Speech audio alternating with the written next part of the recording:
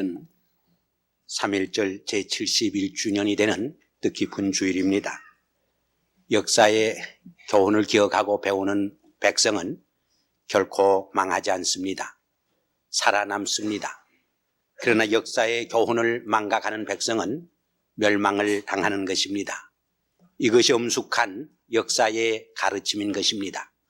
그 점에서 오늘은 3.1절의 역사적 의미가 무엇인가, 3.1절을 통해서 하나님께서 우리 백성들에게 계시해 주신 교훈이 무엇인가를 같이 묵상해 보려고 합니다. 1919년 3월 1일 우리 민족 대표 33위는 바고다 공원에서 선언한 독립선언문에서 이렇게 선언을 했습니다. 우리는 이에 우리 조선의 독립국임과 조선인의 자주민임을 선언하노라. 세계만방의 일을 고하여 인류평등의 대의를 밝히며 자손만대에 고하여 민족 자존의 정권을 영육해 하노라. 이것은 참으로 우리 결의에 자유와 독립을 쟁취하기 위한 민족적 자각과 결의를 세계만방에 천명한 웅장한 양심선언이었고 진리의 외침이었다고 생각합니다. 그러나 그동안 이 3.1절 행사가 우리 민족의 삶 속에서 등한시되고 도회시된 것을 우리가 느껴봅니다. 일정시대에는 일제여갑 때문에 3.1절을 제대로 못 지켰고, 해방 이후에는 남북이 분열되어서 싸우느라고 3.1절을 제대로 못 지켰습니다. 6.25 전쟁 속에서는 전쟁에 시달리고 쫓기다 보니까 3.1절을 우리가 기억하지 못하게 된 것입니다. 그리고 그 이후에는 이 3.1절 운동이 건 반세기를 넘다 보니까 우리의 내리 속에서 희미하게 사라져가는 것을 우리가 느끼고 경험을 합니다. 한편 해방 이후에 한국 정계와 사회를 지도한 인물들이 결국 일본에서 배운 일본 사람들 밑에서 교육을 받은 분들이었습니다. 그러므로 그들은 의식적으로 혹은 무의식적으로 3.1 정신이나 3.1 운동을 회피한 점도 없지 않아 있는 것을 우리는 솔직히 인정해야 할 것입니다. 그러나 만일 3.1 운동이 없었다면 한국의 독립이 필요하다는 국제적 인식이 이루어질 수 없었을 것이고, 따라서 해방 이후에 한국의 독립이 불가능했다고 하는 것을 생각해 볼 때 3.1절의 역사적 의미는 너무나 크다고 하는 것을 우리가 쉽게 깨달을 수 있습니다. 좀 더 구체적으로 그럼 3.1절의 역사적 의미가 무엇입니까? 첫째로 3.1절은 우리 민족의 생존권을 찾기 위한 투쟁이요 항거였다고 말할 수 있습니다. 우리 인간에게 있어서 가장 기본적인 권리가 생존권입니다. 이것이 하나님께서 우리에게 주신 가장 중요하고도 기본적인 권리가 되는 것입니다. 그러므로 아무리 교양이 있고 예의가 바르고 혹은 연약한 백성이라고 할지라도 이 생존권이 위협을 받을 적에 가만히 있지 않게 되는 것입니다. 골기하고 일어서게 되는 법입니다. 짐승들도 먹는 것을 방해하고 먹는 것을 빼앗으면 물려고 달라드는 것입니다. 하물며 우리 인간에게 생존권을 박탈할 적에 아무리 선량한 백성도 가만히 있을 수 없는 것입니다. 일본은 한국을 보호해주고 돌봐주겠다는 을사보호조약을 맺고 한일 합병을 했지만은 10여 년 동안 지나는 동안 한국 백성들은 그것이 기만이요 속임수에 불과하다고 하는 것을 깨닫기 시작했습니다. 그것은 허울 좋은 한국 백성들을 탈취하기 위한 하나의 수책에 불과하다고 하는 것을 발견하고 배우고 깨닫기 시작한 것입니다. 뿐만 아니라 하루하루의 삶 속에서 숨 쉴 수 없고 질식할 만큼 생존권의 위협을 당하기 시작한 것입니다. 그 대표적인 예를 한 3가지 들 수 있습니다. 하나는 총독부가 경찰과 헌병 제도를 통해서 아주 철두철미하게 한국 백성들을 감시하기 시작한 것입니다. 두 번째로는 동양척식회사를 세워가지고 한국인의 피를 뽑아서 일본 사람들을 살찌게 하는 정책을 감행한 일입니다. 세 번째로는 합병 전부터 시작해서 독립운동이 일어나던 그 전에 1918년까지에서 완성된 토지 조사 사업을 들 수 있습니다. 이것은 소위 총독부 말뚝이라고 해서 소정의 신고 절차를 밟지 않으면 일본인이 제멋대로 말뚝을 박아놓고 자기의 땅이라고 주장할 수 있는, 다시 말해서 한국인의 토지를 일본 사람들이 빼앗기 위한 잔인한 수법이었던 것을 우리는 기억을 합니다. 우리 속담에 지렁이도 밟으면 꿈틀거린다고, 이렇게 우리 민족의 생존권에 큰 위협을 받는 그 상황 속에서 우리 결에는 가만히 있을 수 없었습니다. 총골기해서 저항하고 투쟁하게 된 것입니다. 두 번째로, 그러나 3.1운동은 생존권 획득 이상으로 자유에 대한 희구가 거기에 담겨져 있었던 것을 우리가 알 수 있습니다. 사람은 밥만 먹고 사는 존재가 아닙니다. 오히려 자유를 먹으며 살아가는 고귀한 존재입니다. 그러므로 아무리 감옥 시설을 잘 해놓고 감옥에 가라고 해도 감옥에 갈 사람이 없습니다. 거기에는 자유가 없는 때문입니다. 사람의 목숨이란 참 질긴 것입니다. 아무리 쥐어짜고 못살게 굴어도 그렇게 쉽게 죽지 않는 것이 인간의 목숨입니다. 일본이 그렇게 못살게 굴어도 그저 목숨만 부지하려고 했다고 하면은 그럭저럭 살아갈 수도 있었을 것입니다. 인류 역사 속에는 긴 노예 사회가 있었고, 그 노예 사회는 어떤 의미에서 도리어 안전한 사회였던 것을 우리는 또한 알 수 있습니다. 이 점에서 만일 일본의 노예로 그냥 살려고 했다고 하면은 3.1 운동과 같은 것은 우리 민족사에서 일어나지 않았을 것입니다. 이렇게 생각해 볼 적에 3.1 운동은 독립선언서에서 5등은 자유님을 선언하노라 천명했듯이 더 이상 노예로서 살아갈 수 없다고 하는 우리 민족의 의지가 행동으로 표현된 운동이었다고 말하지 않을 수 없는 것입니다. 인간이 인간다운 점은 바로 이 자유에 있습니다. 성경에 보면 하나님께서 인간을 창조할 적에 하나님의 형상을 따라 창조하셨다고 했습니다. 하나님의 형상대로 지었다고 하는 그 특성의 하나가 바로 인간은 자유를 지닌 창조적 존재라고 하는 데 있는 것입니다. 그러나 인류 역사는 또한 자유를 지키고 자유를 수호하고 자유를 즐기기 위해서는 얼마나 비싼 대가를 지불해야 한다고 하는 것을 또한 우리에게 가르쳐주고 있습니다. 그래서 자유라고 하는 나무는 피를 먹으며 성장했다고 하는 말이 있습니다. 미국의 인권 지도자였던 마틴 루터 킹의 이야기 중에 보면 이런 이야기가 나옵니다. 몽고메리 버스 보이콧 사건이 한참 절정에 달했을 적에 어느 새벽에 전화가 걸려왔습니다.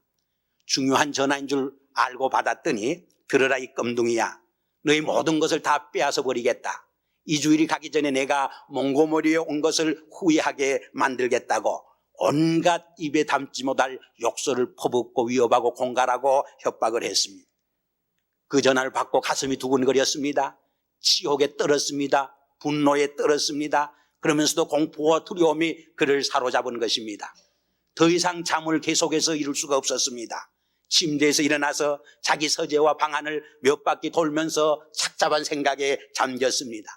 그는 이 어려운 문제를 가지고 하나님 앞에 무릎을 꿇고 눈물로서 기도를 드릴 수밖에 없었던 것입니다. 하나님 앞에 메어 달려서 자기의 심정을 토로하면서 오늘 그가 처한 상황 속에서 어떻게 해야 하는 것이 하나님의 뜻인가를 간곡히 기도할 적에 하나님께서는 성령을 통해서 그에게 음성을 들려주었습니다. 의를 옹호하라, 진리를 위해 싸워라, 하나님께서 영원히 내 편에 서 계시리라고 하는 음성이었습니다. 그때 그의 마음속에 평안이 찾아왔습니다. 안정이 찾아왔습니다. 평정이 깃들었습니다. 마음의 기쁨이 용서섬쳤습니다. 두려움이 사라졌습니다. 용감하게 그는 흑인들의 자유와 인권을 위해서 투쟁하게 된 것입니다. 물론 3일 후에 자기의 집이 폭파당했습니다. 그는 감옥에 끌려가 감옥살이를 했습니다. 마침내 백인의 총탄에 맞아 그의 고귀한 생명을 쏟아 바쳤습니다. 그러나 그의 생명의 대가를 통해 오늘 많은 사람들이 자유를 누리게 된 것입니다. 자유의 값은 결코 값싼 것이 아닙니다. 값비싼 것입니다. 그러나 누군가가 자유를 위해서 목숨을 버리고 생명을 쏟아 바쳤기 때문에 우리는 오늘날 자유를 누리고 살아가게 되는 것입니다. 세 번째로 3.1 운동은 특별히 소수 어떤 지식인의 운동이 아니라 온 결의의 민중운동이었다고 하는데 더 큰 뜻이 있습니다. 우리 한국 근대사를 가만히 살펴보면 아주 대표적인 두 개의 민중운동이 있는 것을 엿볼 수 있습니다. 그 하나가 동학운동이었습니다. 다른 하나는 3.1운동이었습니다. 이 두 개를 비교해 볼 적에 3.1운동이 더 거적적인 민중운동으로서 발전한 것을 우리가 엿볼 수 있는 것입니다. 지금까지에는 3.1운동에서 인밀 중심의 개인의 인격과 사상을 연구하는 흐름이 짙었습니다. 그러나 70년대 중반에 이르러서면서 이 3.1운동을 통해서 활동한 민중의 롤이 무엇인가, 대중의 역할이 무엇인가를 더 관심을 가지고 눈길을 돌리게 되었습니다. 객관적으로 봐도 3.1운동 때 피살자가 7,900명쯤 되는데 대부분이 상인과 농민들이었습니다. 재판을 통해서 형이 확정된 사람이 8,521명인데 그중에 6할 이상이 농민이었던 것을 봅니다. 3.1운동 당시에 우리 한국의 행정구가 군이 218개 있었습니다. 3.1운동에 동참한 군이 210개 군입니다. 8개 군을 빼놓고는 모든 군이 3.1운동에 참여했다고 하는 것입니다. 그리고 그 당시는 2천만도 못 되는 백성들이 살고 있었습니다. 그 중에 200만이 넘는 우리 한국 백성들이 이 3.1운동에 참여한 것을 역사는 우리에게 말해 줍니다. 그리고 16만 이상이 부상을 당하고 체포되고 투옥된 것을 우리는 엿볼 수 있습니다.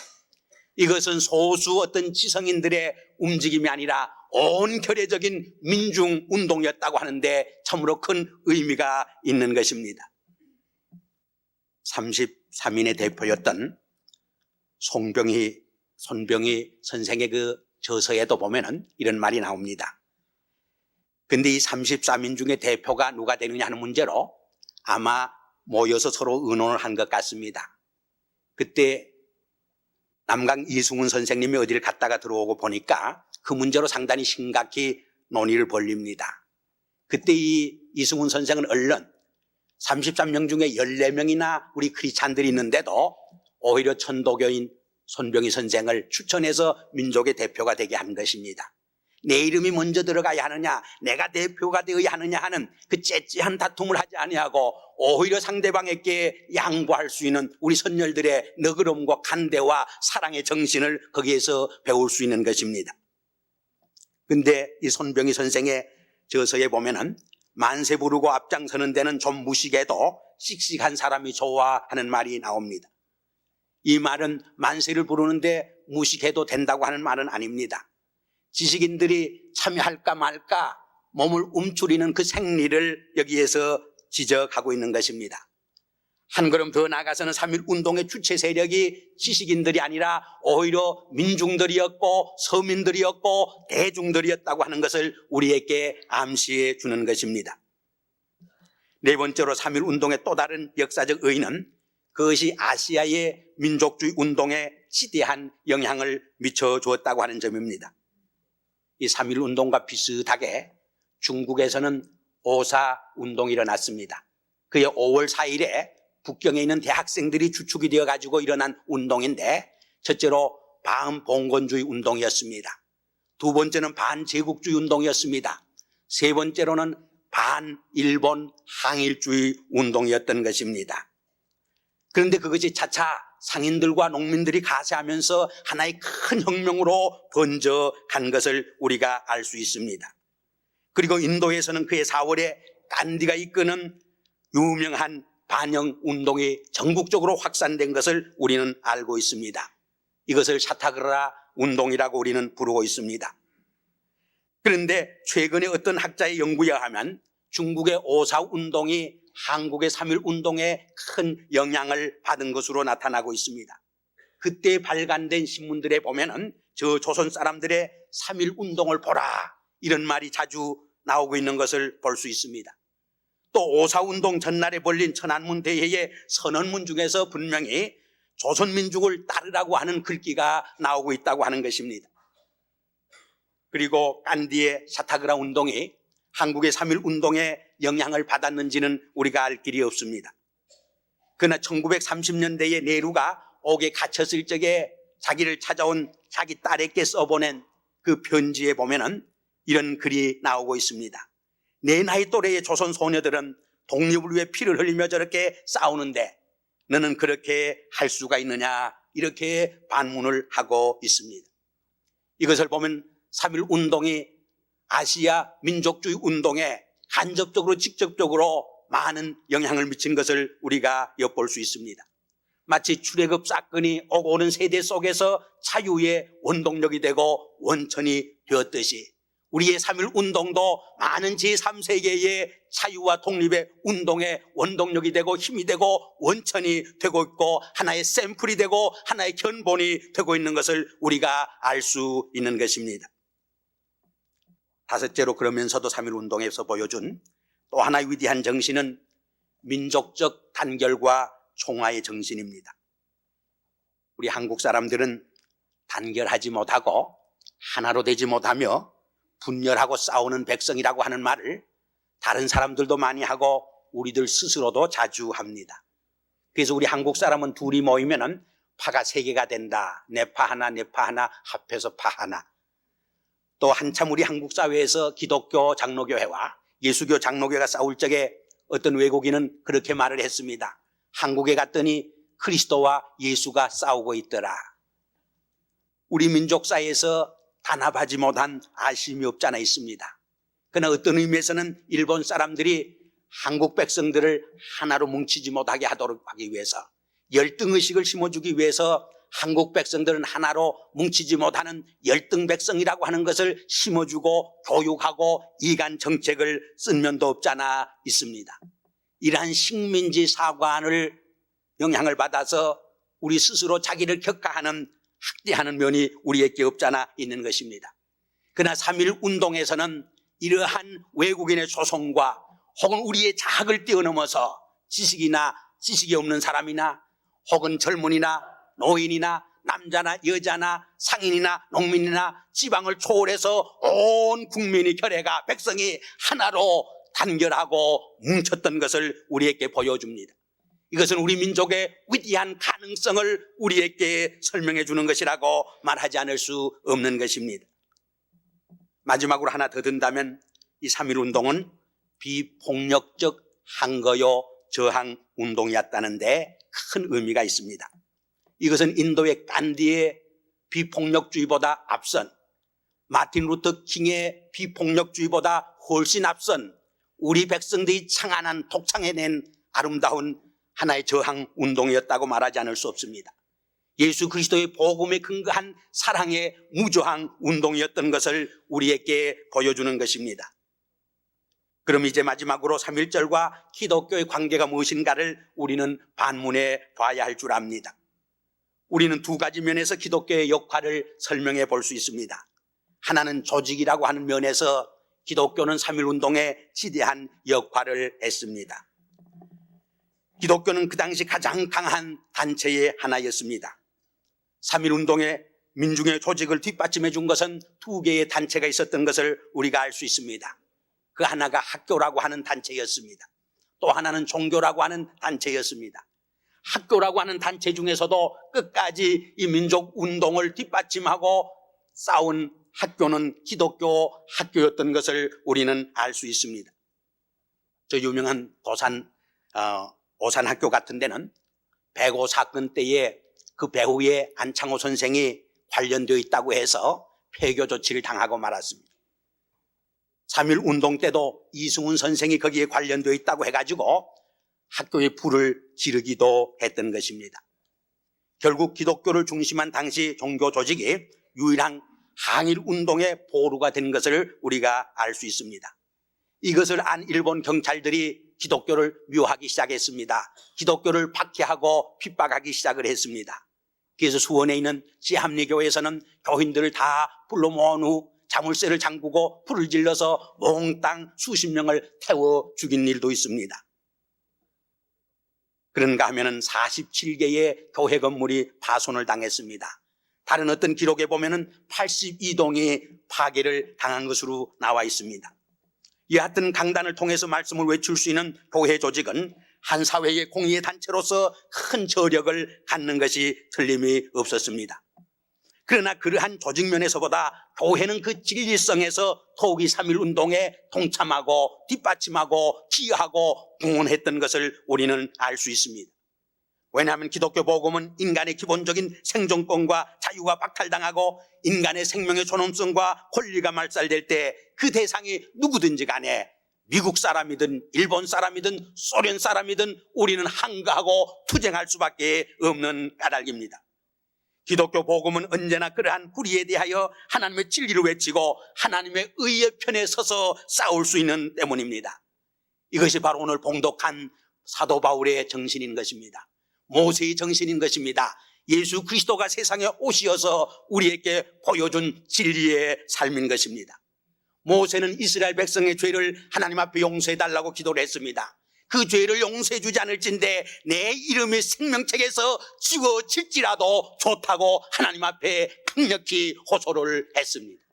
사도 바울은 자기의 형제 고륙의 친척을 위해서 자기에게 말할 수 없는 고통이 있는데 저주를 받아 그리스도의 이름에서 떨어져 나갈지라도 원하는 바라고 호소한 것을 우리는 읽게 됩니다. 이것이 바로 크리스찬들이 자기 민족초의 공동체에 대해서 갖는 바른 자세라고 하는 것을 성서는 우리에게 말해주는 것입니다. 이 점에서 3.1운동은 기독교 복음이 한국 땅에 들어와 그 당시 한국 상황에서 생존권을 박탈당하고 인격과 자유를 빼앗기고 신음하는 개인과 민족 공동체를 해방시키고 구원하자 한 가장 훌륭하고 의미 있는 기독교 선교 운동이었다고 말하지 않을 수 없습니다. 그것은 바로 한국인의 출애굽 사건이었고 한국 기독교회가 민족의 순환에 뛰어들어서 민족과 함께 고통을 당하면서 싸웠던 예언자적 투쟁이었다고 말하지 않을 수 없는 것입니다. 미국의 제39대 대통령이었던 카터 대통령이 취임하면서 이런 말을 남겼습니다. 2세기 전 건국 당시 우리 조상들은 자유에 대한 염원이 이정표였습니다. 그러나 나라를 세운 조상들의 대담하고도 훌륭한 꿈은 아직 완전히 이루어지지 못했습니다. 마찬가지로 우리 선열들의 시작한 3.1운동의 꿈과 과제는 아직도 우리 민족사에서 완전히 이루어지지 못했다고 생각을 합니다. 이 점에서 3.1절 제71주년을 맞이하는 우리들은 우리 조상들이 보여준 3.1 정신을 본받아서 우리 민족의 꿈과 과제를 성취해 가겠다고 하는 다짐과 결의가 이루어져야 할 줄 압니다. 그 꿈과 과제는 무엇보다도 우리 민족이 잘 사는 민주화 사회를 건설하고 민족의 수건인 남북 통일을 이루는 화합이라고 생각됩니다.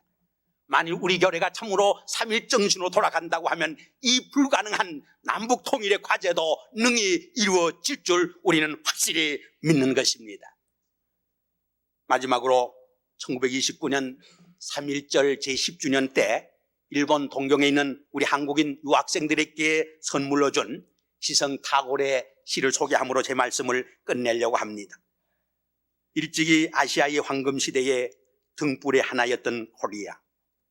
그 등불 다시 한번 켜지는 날에 너는 동방의 밝은 빛이 되리라. 마음에 두려움 없고 머리는 높이 쳐들린 곳 무한히 퍼져나가는 생각과 행동으로 우리들의 마음이 인도되는 것, 그러한 자유의 전당으로 나의 마음의 조국 코리아여 깨어나소서, 깨어나소서. 기도하시겠습니다.